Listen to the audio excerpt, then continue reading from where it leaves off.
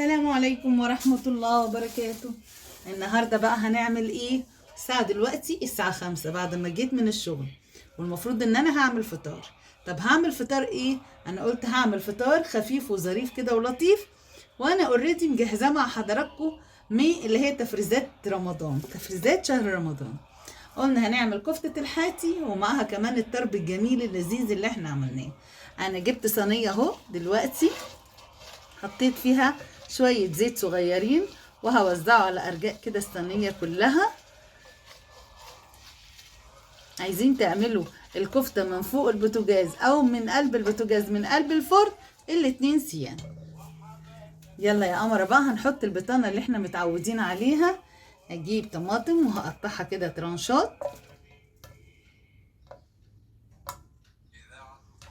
وهجيب شوية فلفل سبايسي او شوية فلفل اللي هم رومي برضو مقطعها كده سلايدز، وهجيب بصلايه وهقطعها. دي مش هقول لكم بقى، دي بتدي في التيست بتاعت كفتة الحاتي المنظر الجميل ازاي. ودول شوية كرفس بيدوا ايه تيست رائع كده للكفتة بتاعت الحاتي. جربوها عشان خاطري هتعجبكم جدا، واللي جربها يقول لي ايه جربها وعجبته ولا لا. خلاص بطلنا الصينية من طماطم وبصل وحزمة ايه، وهم جبت كرفس كده وقطعته عودين، وفلفل سبايسي، وايه كمان فلفل سبايسي وفلفل رومي اهو. بصوا بطنت الصينية بتاعتي حلوة قوي اهو. حطيت كل اللي انا مقطعاه. التبطينه دي للصينيه بتديكي صوص رائع كده للكفته، يعني مش هقول لكم بقى بيتغمس كده مع الكفته او بيتعمل سندوتشات مع الكفته. طيب وادي الكفته اللي احنا عملناها وصبعناها مع حضراتكم. هرصها كده جنب بعضها. بسم الله الرحمن الرحيم.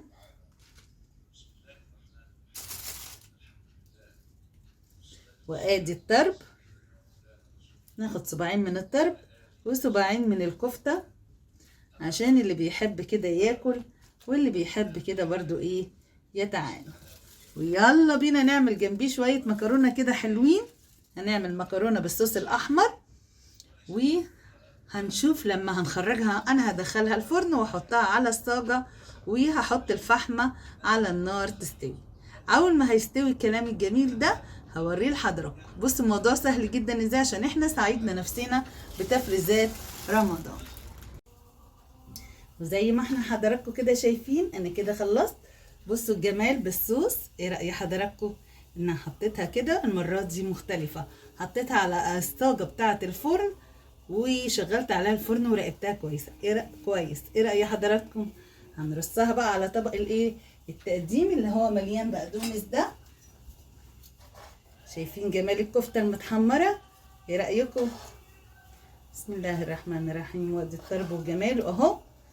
نفسي تتفضلوا معانا وتذوقوا الطعم والجمال اهو. وطبعا الحاجات دي بتسعف جدا، وخاصة لو كانت المرأة عاملة، حتى لو ما كانتش عاملة فهي برضو بتبقى وراها حاجات اخرى ومن نفسها انها تريح يوم. فاحنا التجهيزات اللي احنا عملناها قبل شهر رمضان طبعا نفعتنا كتير. وحتى البطاطس اللي احنا فرزناها سوا هي اللي انا قليت منها النهارده. انا هرص قدام حضراتكم اهو.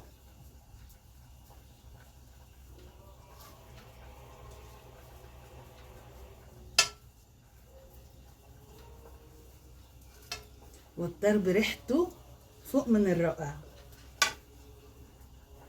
جربوها عشان تعرفوا الجمال.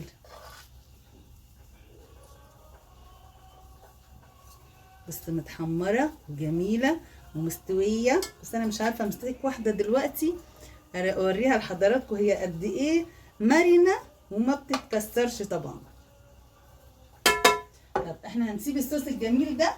لا طبعا مش هسيب الصوص الجميل ده. احطه كده على وش الكفتة. وده طبعا زي ما احنا اتفقنا ان احنا بناخده في لما نيجي نعمل الكفتة بالطحينة بناخده على وش الكفتة والطحينة، فبيبقى حاجة كده رائعة.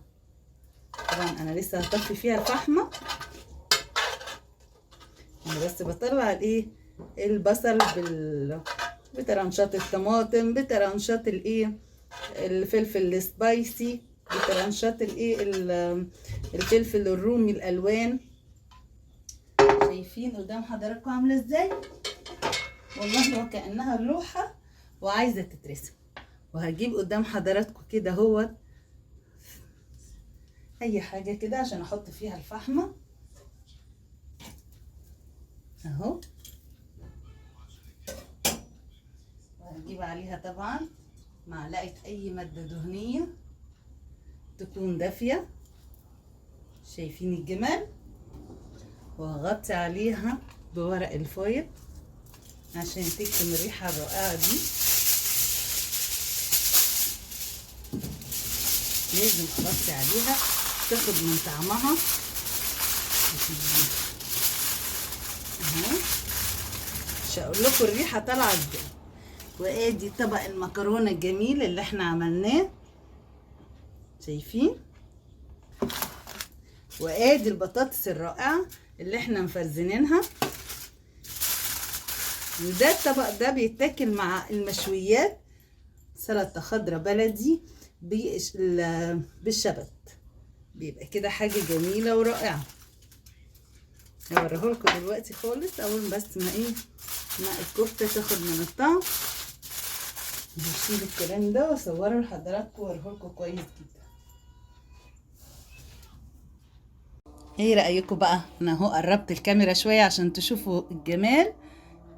نفسي تجربوها وتقولوا لي ايه الاخبار.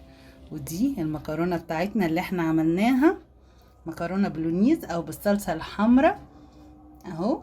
ودي البطاطس اللي احنا فرزناها، بصوا هشه ازاي وجميله. هكسر لكم كده واحده منها عشان تشوفوا. بصوا ولا كاني جايباها من ماكدونالدز. واعتقد دلوقتي الكفته هديت شويه، فانا ممكن اقدر اوريها لحضراتكم. بصوا جوسي ازاي وجميله اهو.